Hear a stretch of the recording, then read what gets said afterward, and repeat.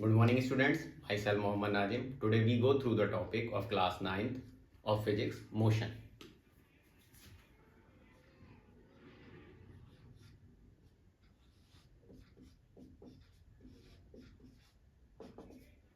In motion we talk about two terms, rest and motion.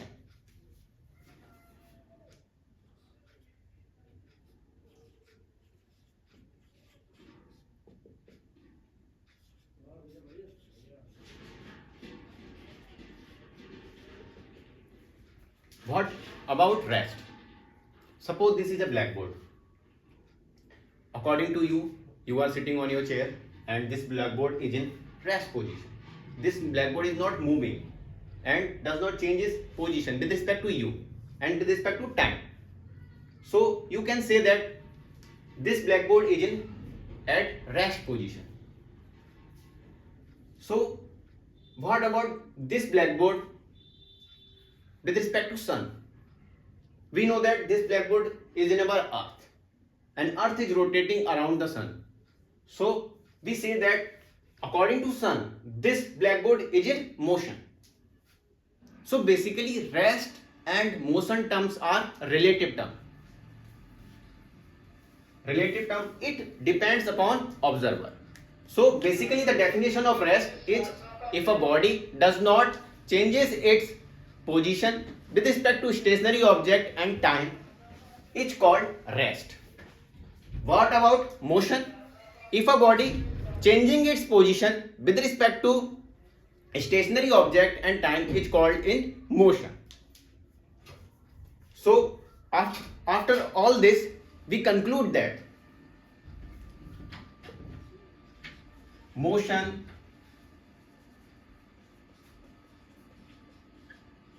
is a relative term.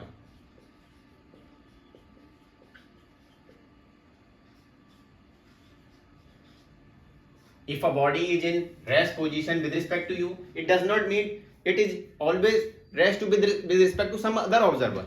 It's a relative term. So we know rest and motion. After this, we talk about quantities.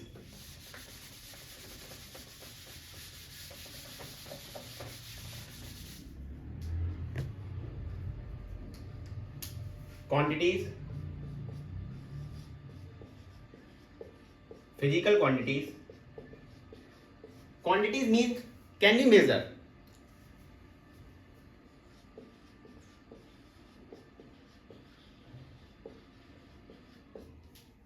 There are two types of quantities. There are two types of quantities which are scalar quantities and vector quantities. So basically we talk about scalar quantities. What are scalar quantities? Scalar quantities means which have magnitude only.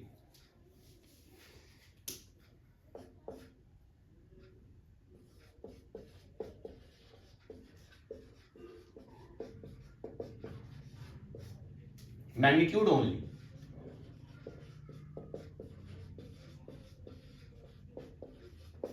What are the examples? Suppose how we understand these scalar quantities. Suppose we go to the market and mom said buying some 5 kg potatoes. So what? 5 is what? Magnitude. And kg is unit.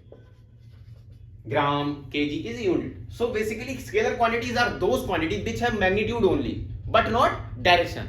It does not have any direction. So what are the examples of scalar quantities? Scalar quantity examples are distance, time, money, and many more. So we understand scalar quantities. After that we talk about vector quantities.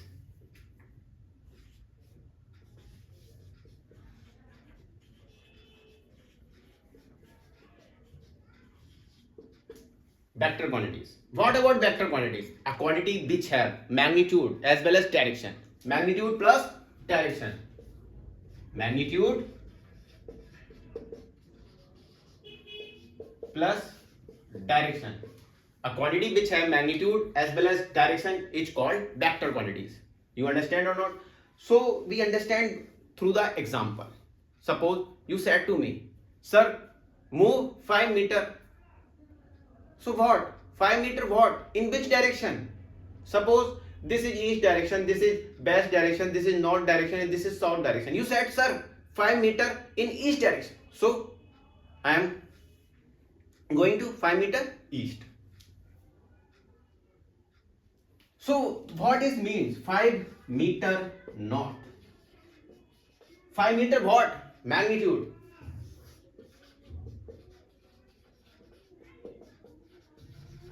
And north is, what is north? North is direction. So a quantity which have magnitude and direction is called vector quantities. It is not a proper definition. It's not a proper definition. We in further higher classes we talk about vector quantities. The vector quantities are those quantities which have magnitude and direction, as well as it follow vector law of addition. So we are in class 9th, so we understand only vector quantities, magnitude plus direction. Okay, so we understand scalar quantities, vector quantities, we understand about rest, and we understand about motion. So we talk about next terms, distance and displacement.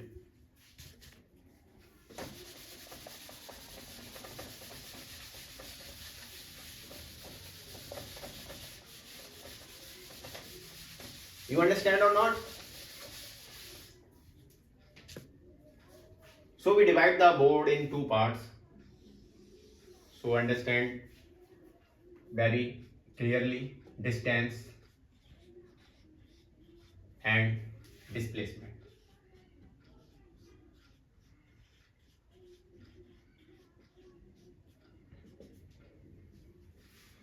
If you understand these terms in class 9th, you don't worry in class 11th.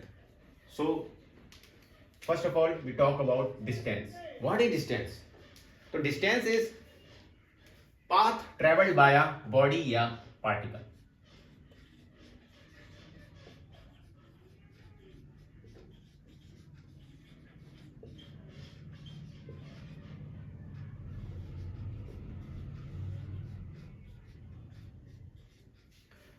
So we understand about distance. Suppose I am here. I go 2 steps ahead. 1 step and 2 steps. So basically, what about distance?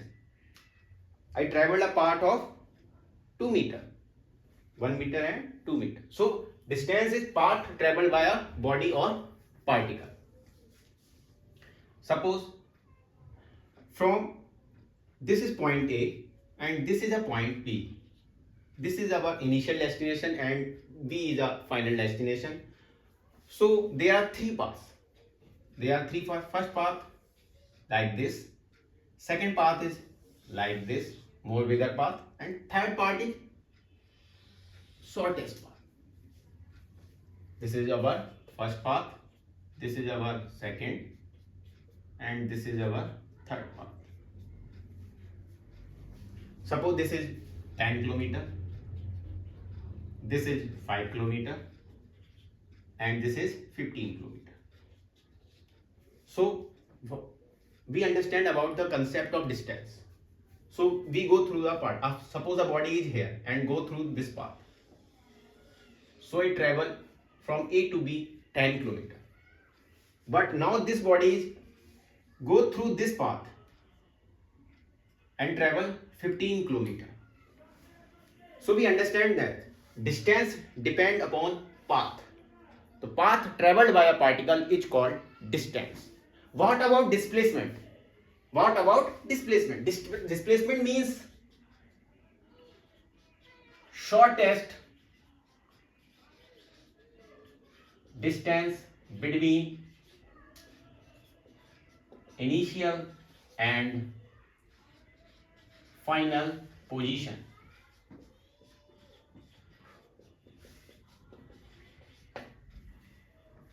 Shortest distance between initial and final position. Suppose from A to B, the shortest path is 5 kilometer. So in this case, displacement is 5 kilometer. The shortest distance between A and B point is 5 kilometers. So displacement is 5 kilometers. So basically displacement is shortest distance between initial and final point, but distance is path traveled by a body. Second point,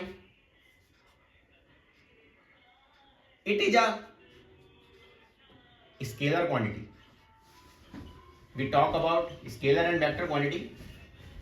This is scalar quantity and this is vector quantity.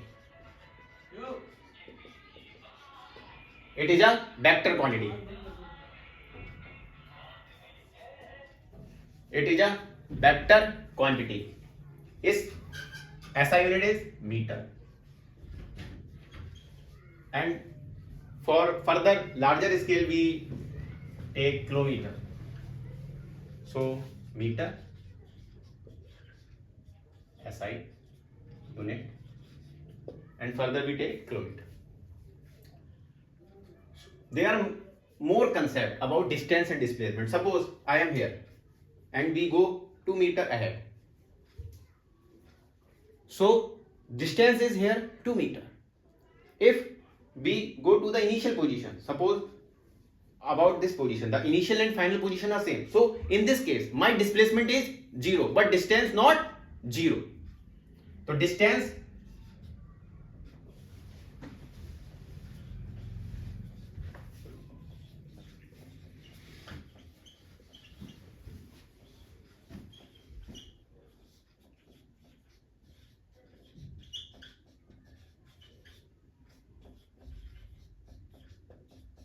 distance can never be 0 for a moving particle. If a particle is moving, the distance will never be 0. It can be positive, negative and 0. If I am here, after go 2 meters ahead and backward 2 meters, my initial and final position is same, so displacement is 0. If I go 2 meters ahead in a straight line, my distance is 2 meters and my displacement is also 2 meters because I am moving in a straight line. Understand or not? So what about negative? Suppose I am here, I go 1 meter ahead and further we move backward 1 meter and further move 1 meter ahead. So our initial direction is in this direction, but we at our final position at this direction. So displacement is negative. Okay. So one concept more.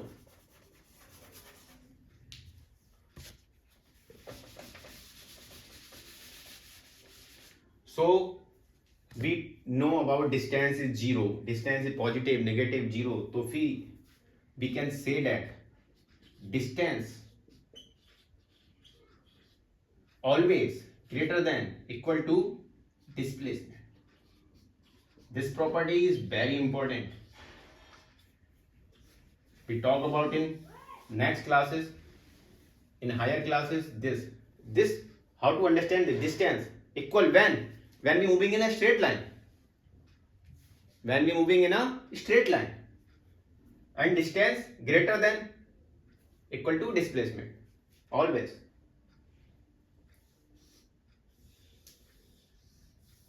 So we understand about rest, we understand about motion, we understand about physical quantities, we understand about distance and displacement. So we can summarize all the topics in frequently 1 minute.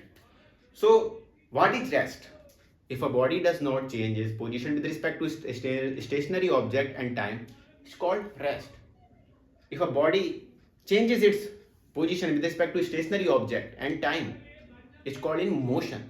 Motion is a relative term. Further, we talk about physical quantities. There are two types of physical quantities, scalar quantities and vector quantities. Scalar quantities means a quantity which have magnitude only is called scalar quantities. A quantity which have magnitude plus direction are called vector quantities. And we talk about distance and displacement. Distance means path traveled by the particle and displacement means shortest distance between initial and final point. it is a displacement is a vector quantity, distance is a scalar quantity, SI unit meter, displacement SI unit is meter. It can be, displacement can be positive, negative, zero. Distance is always positive for a moving particle. So this inequality is very important.